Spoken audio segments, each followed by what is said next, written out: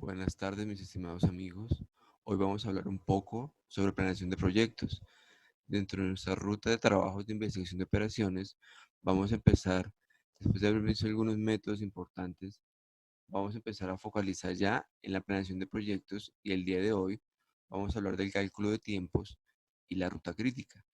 Para ello, primero vamos a ver algunos aspectos que tienen que ver precisamente con ello. Entonces, vamos a iniciar con nuestra clase de hoy. Como decía hace un momento, vamos a hablar un poco sobre planeación de proyectos y qué consiste exactamente cada uno de ellos. Vamos primero entonces a hablar sobre algunos términos que nos ayuden a trabajar sobre el tema al respecto. ¿Qué es exactamente un proyecto? Un proyecto es cualquier actividad conducente a obtener un propósito determinado y por ello tiene un inicio y un fin definidos. Acá vamos a involucrar tanto recursos como otro tipo de aspectos determinados por el tiempo. Las actividades de nuestra empresa, de nuestro proyecto, de cualquier cosa que queramos planear, siempre deben ser planificadas, siempre deben ser vistas como un proyecto, deben ser abordadas como tal para poder dar un resultado específico. Nuestro proyecto que utiliza diferentes tipos de proyectos, recursos humanos, financieros, tecnológicos y de diferentes tipos que también son intangibles como el tiempo. En este caso, en la clase de hoy vamos a dar mucho énfasis en el concepto del tiempo. Entonces, ¿qué saber exactamente el gerente de un proyecto? Debe saber planificar cuáles son las actividades que le van a permitir optimizar el uso de recursos y a la vez optimizar el más importante de ellos, que es el tiempo. Debe saber medir su ejecución, debe saber medir cuánto se demora en cada uno de los proyectos, cuánto puede retrasarse si eso está permitido en su proyecto para ello lograr manejarlo de manera eficiente. Entonces el tiempo va a ser uno de nuestros recursos más controlados en los métodos que vamos a ver a continuación. Vamos a abordar el día de hoy diferentes métodos que sirven para planificar cada una de nuestras etapas del proyecto y los vamos a poder representar por medio de diagramas o gráficas. Por lo tanto, vamos a ver hoy los diagramas y los métodos PERT, CPM y Gantt.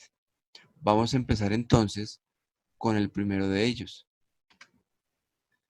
El método PERT, por su sigla en inglés, que es el método de la técnica de revisión continua y evaluación de los programas, o Program Evaluation and Review Technique, es una técnica que lo que nos permite es optimizar el desarrollo y la ejecución de un proyecto complejo que tenga diferentes etapas. ¿Cómo?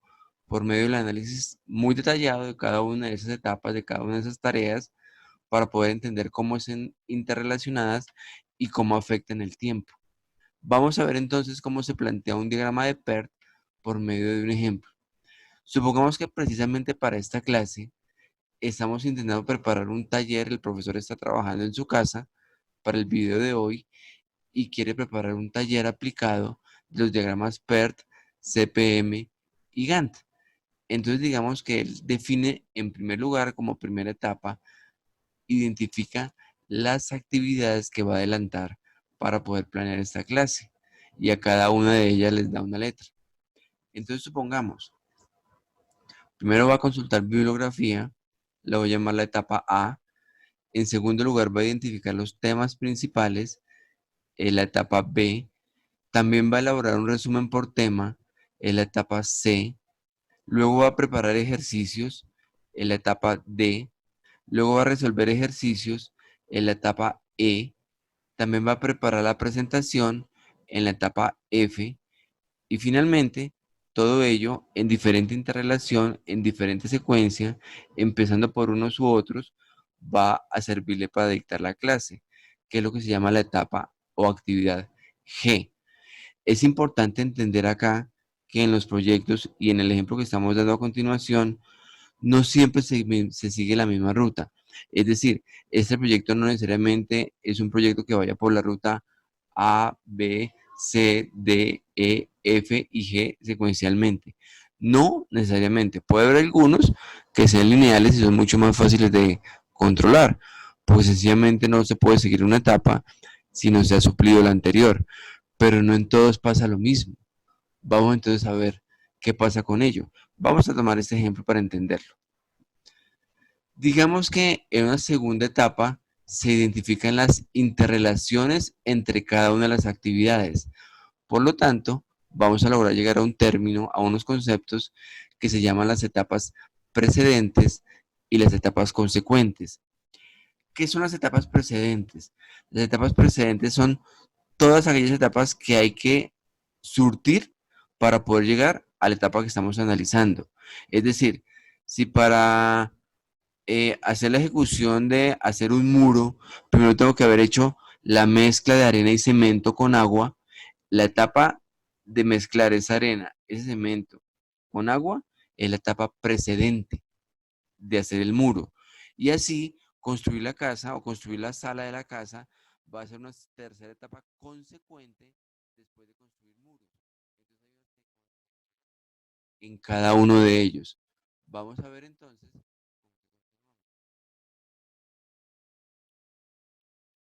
Posteriormente en el diagrama PERT, lo que se hace es indicar claramente cuáles son los tiempos que se gastan en cada una de las actividades. Pueden ser tiempos depende, estamos hablando de nanotecnología, pueden ser tiempos en segundos, pueden ser tiempos en minutos, en horas, pueden ser tiempos en semanas, cada uno de ellos es diferente. Vamos a ver entonces qué podríamos hacer con cada uno de ellos. En la etapa o actividad A, estamos diciendo que está durando 3 unidades de tiempo. Acá hablamos de unidades de tiempo para no confundirnos con meses o minutos o segundos. La etapa B gasta 5 unidades de tiempo. La etapa C gasta 4 unidades. La etapa D gasta 9 unidades. La etapa E gasta 7 unidades. La etapa F gasta 2 unidades. Y la etapa G, que es la última de esta clase, gasta 4 unidades. A continuación, como etapa del diagrama PERT, vamos a poder dibujar la red que nos representa gráficamente el proceso que hasta ahora hemos intentado empezar a abordar. Si se acuerdan, hemos identificado actividades y sus tiempos de duración, pero y bueno, y también la secuencialidad, sabiendo cuáles son antecedentes y cuáles son precedentes, pero aún no lo hemos podido visualizar como un gráfico que nos ayude a entender mucho mejor cómo es que vamos a activar todo esto. Para ello vamos a utilizar 3 sencillos elementos gráficos que nos van a permitir entender cómo se maneja el ejemplo anterior. En primer lugar, con un círculo vamos a trabajar el concepto de nodo. El concepto de nodo es el inicio y el fin de una actividad. Pongan mucha atención en esto. El nodo no es la actividad. El nodo es el principio y o el fin de una actividad. Luego vamos a poder utilizar una línea continua o flecha. Esa flecha sí es la actividad. En ella vamos a representar la secuencia desde donde inicia un nodo hasta donde termina otro nodo. Esta es la actividad como tal. Y también en algunos casos que vamos a verlos cuando se dan, porque algunos proyectos son demasiado complejos, hay necesidad de simular una actividad, se denomina actividad ficticia y se determina por una línea punteada. Vamos a ver entonces en nuestro ejemplo cómo podemos hacerlo. Recordemos las actividades. Hemos dicho que la actividad A es consultar bibliografía, no tiene una actividad predecesora, es decir, antes de ella no hay ninguna, dura 3 unidades. Una etapa B, identificar los temas principales, tampoco tiene predecesoras, no hay nada antes de ella, demora 5 unidades de tiempo. La actividad C, elaborar resumen por tema, tampoco tiene ninguna actividad predecesora y demora 4 unidades de tiempo. ¿Qué significa? Que la actividad A, la actividad B y la actividad C son posibles inicios de precisamente de este ejemplo, de esta actividad grande, veámoslo aquí en el tablero, de esta actividad grande que podemos trabajar con ella. Entonces la actividad A su izquierda, es un inicio posible. ¿Por qué? Porque no tienen predecesoras. La actividad B es otro inicio posible, no tiene predecesoras. La actividad C es otro inicio posible, no tiene predecesoras. Como lo vemos en el gráfico de la parte superior derecha, solo en la actividad D empieza a haber una predecesora, es la actividad de preparar ejercicios que demora 9 unidades. La actividad D, entonces, si lo vemos en su cuadro superior derecho, tiene como predecesoras la B y la C. Es decir, el nodo D, que es donde termina la actividad B, y la actividad C, que están determinadas por esta línea roja, es donde va a empezar la unidad o actividad D. Entonces, acá como lo ven con el mouse, lo estoy señalando, la actividad B, línea roja, empieza en el nodo B y termina al inicio del nodo D. La actividad C, esta línea roja, inicia en el nodo C inicial y termina cuando va a iniciar el nodo D. Así se grafican todas las demás. Si continuamos con el nodo E, vemos en la tabla superior derecha que tiene como predecesora el nodo D. La actividad D, que es esta línea roja, inicia en el nodo D y termina en el nodo E. Y así con los demás. Fíjense, el nodo F va a determinar que la actividad F, prepara la presentación, inicia en su predecesora actividad A y termina precisamente en el nodo final, que es el F. Y la actividad G, también como lo vemos en la tabla superior derecha, inicia con predecesoras E y F, la F en este caso, la E en este caso, actividades que terminan en el nodo G. Vamos a ver entonces que para poder cerrar el ciclo, ya que nos damos cuenta que después de la actividad G no hay ningún otro, debemos crear un nodo final. Este nodo final nos va a permitir tener un inicio de la actividad G y recorriendo la actividad G acá precisamente y tener un final.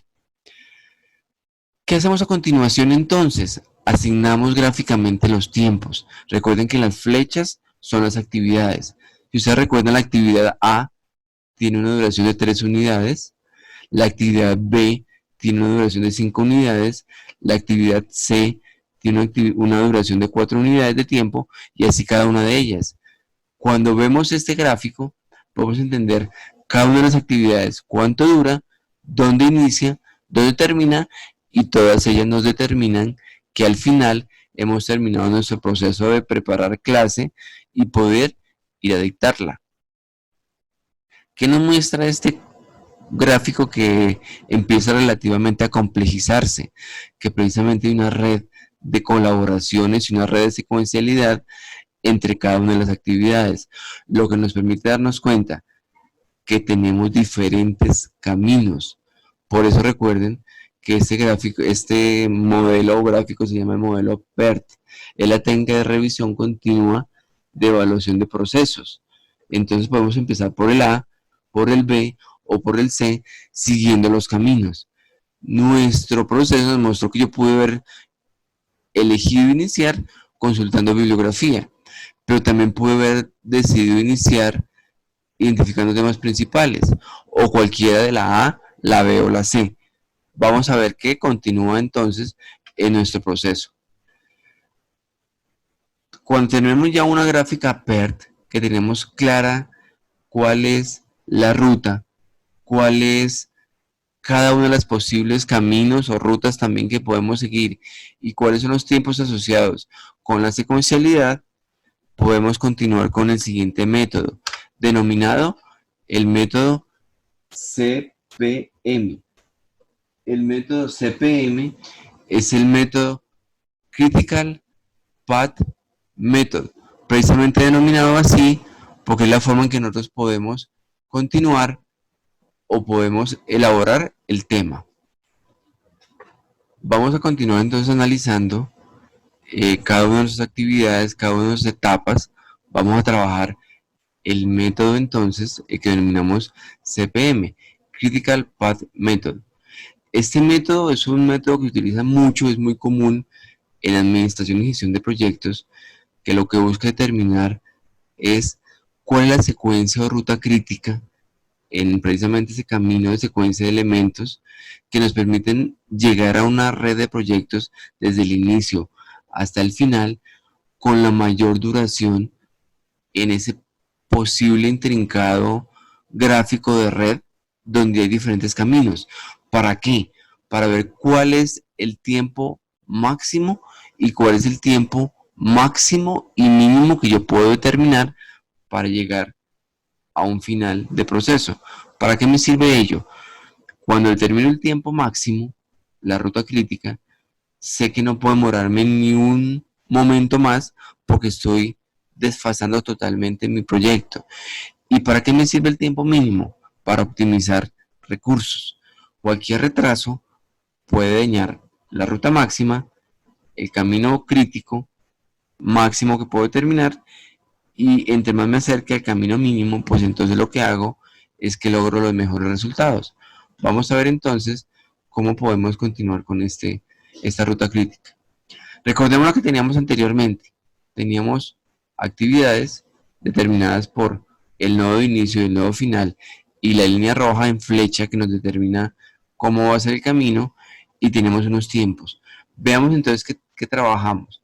Digamos que analizamos primero la ruta que parte del nodo A.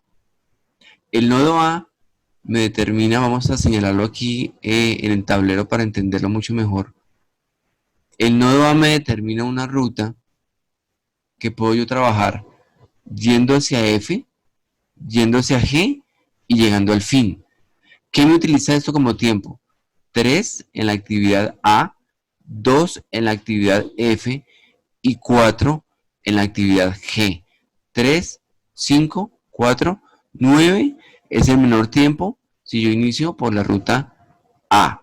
Si yo inicio por el nodo B, la ruta B, puedo ir de B a D, 5 y 9, 14 y 7, 21 y 4, 25.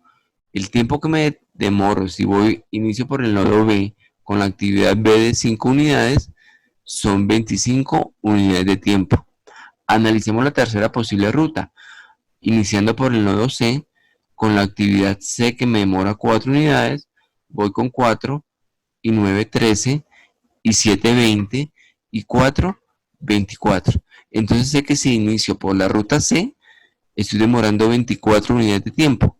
La ruta A me lleva con 9 unidades de tiempo, la ruta B me lleva con 25 unidades de tiempo y la ruta C me lleva por 24 unidades de tiempo. ¿Qué logré determinar ahí entonces? Logré determinar que el tiempo máximo de duración entre 9, 25 y 24 es 25. Esta es nuestra ruta crítica, la que nos lleva, recordemos que es el tiempo de la ruta que inicia con el nodo B, la que nos lleva B, D, E, G y final.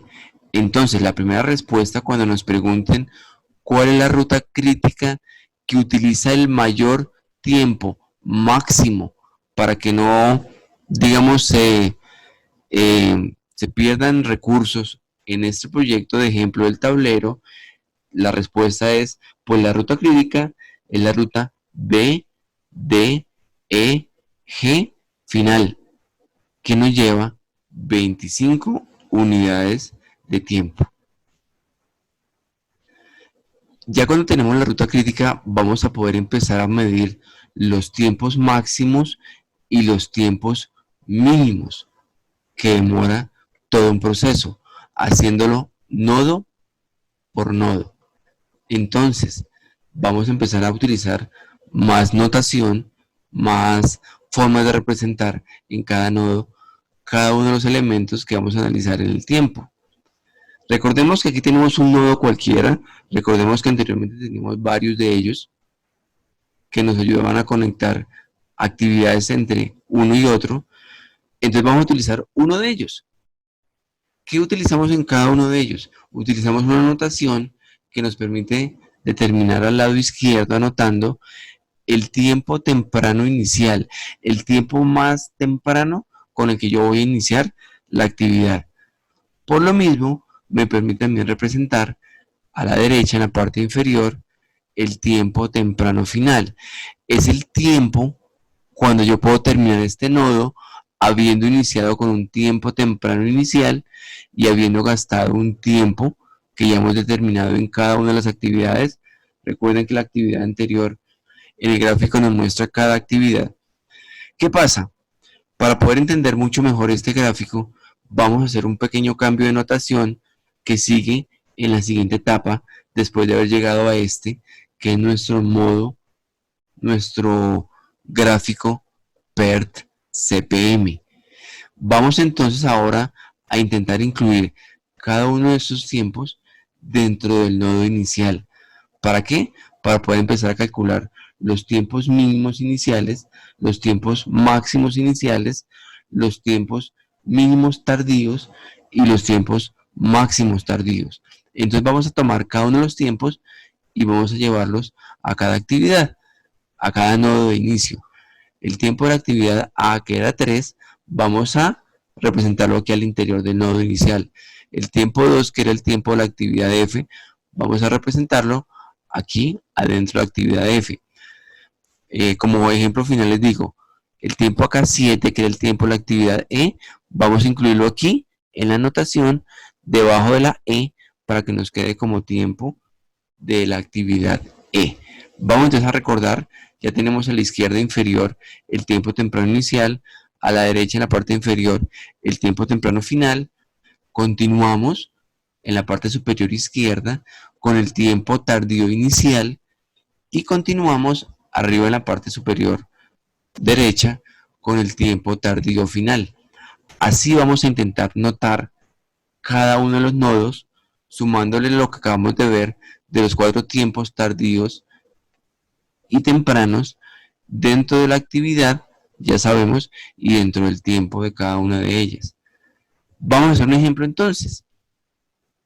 Para la clase, supongamos que estamos analizando un nodo dentro de la carrera de administración de empresas, el nodo A, y el nodo A digamos que lo vamos a tomar como el nodo que nos representa el inicio de cursar la materia de investigación de operaciones.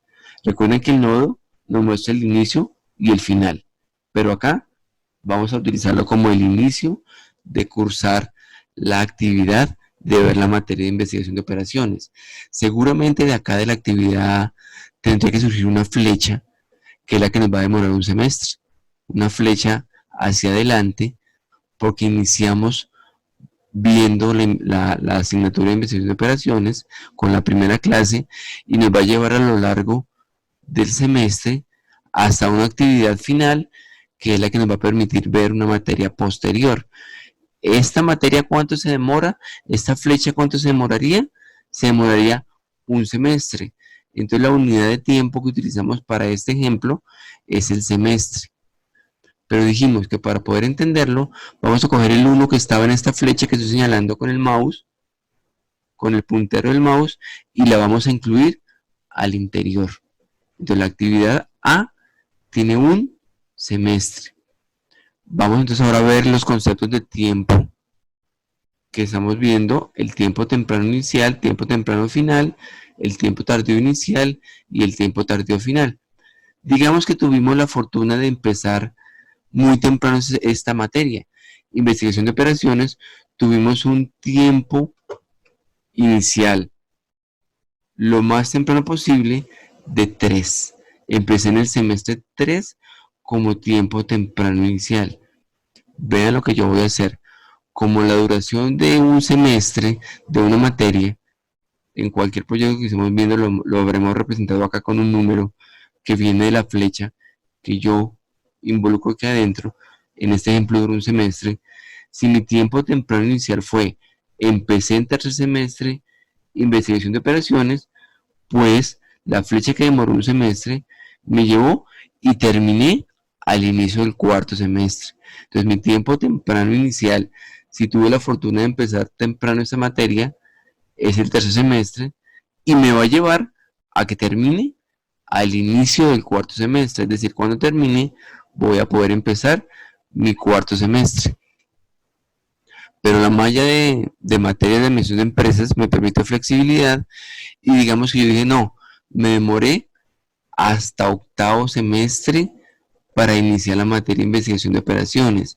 Es decir, mi tiempo, recordemos la anotación, tardío inicial, el de la parte superior izquierda del nodo, fue 8 en este caso. Me demoré hasta octavo porque pues mi evolución, mi dinámica y mis tiempos me hicieron ver materias en otros momentos, estar ocupado de pronto con la práctica, bueno, hacer diferentes actividades y empezar en octavo semestre. Pero la duración de la actividad A, que era la flecha que salía de acá, cuyo tiempo estoy representando abajo del nombre de la actividad A, siempre va a ser 1. Sea que haya empezado con un tiempo temprano, que me lleva de 3 a 4, o en este ejemplo, en este caso, que me lleve con un tiempo tardío de 8. Es lo más tarde que yo quiero empezar la materia para que, empezando en octavo, llevando un semestre con la materia, termine donde empezando noveno semestre.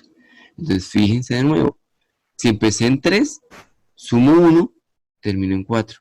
Si empecé en 8, sumo 1, termino en 9. Así estoy representando en mi diagrama CPM cuáles son los tiempos tempranos y cuáles son los tiempos tardíos. Continuamos analizando qué más se hace en este modelo y en este tipo de gráficos. Vamos a suponer cualquier otro ejemplo, cualquier diagrama, cualquier proceso, donde tengo una actividad 1 que demora 1, una actividad 2 que demora 3, y una actividad 2 sí que demora 3, y una actividad 3 que demora 2. Digamos que la actividad 1 yo pude haberla empezado como tiempo temprano en 3, sumo 1, termino en 4. Si termino en 4 la actividad temprana final 1, ese 4 se va a convertir en el tiempo temprano de la actividad 2. ¿Por qué? Porque hay una secuencia lineal. Si yo termino acá en 4, pues por obvias razones, empiezo aquí en 4. Si empiezo aquí en 4 y sumo un tiempo de 3, termino en 7. Va a ser mi tiempo temprano final. Y como es una actividad secuencial igual que la anterior, la actividad 2, que va desde el nodo 2 inicial hasta el nodo 3 final, esa actividad 2 demora 3. Entonces, si yo empecé con 7, mi tiempo temprano final de acá va a ser mi mismo tiempo temprano inicial de acá, le sumo 2, me llega a 9. Es decir, esos tres procesos como tiempo temprano inician en 3 y van hasta 9. Si es analizando los tiempos tempranos. Ahora analicemos tiempos tardíos. Digamos que la actividad 1, porque mi proyecto me lo permitió, no empezó en 3, sino empezó en 6. Si empezó en 6, como la actividad 1 demora 1, el tiempo tardío final es 7. Como es una actividad secuencial, ese tiempo tardío final de actividad acá se convierte en tiempo tardío inicial acá. 7 más 3, 10. El 10 se convierte en el tiempo tardío inicial de acá. Y 10 más 2 nos da 12. Acá tengo entonces que el tiempo tardío final de la actividad 1.6 hace que mi proyecto termine en un tiempo tardío final de 12 después de pasar por la actividad 1, por la actividad 2 y terminar en la actividad 3.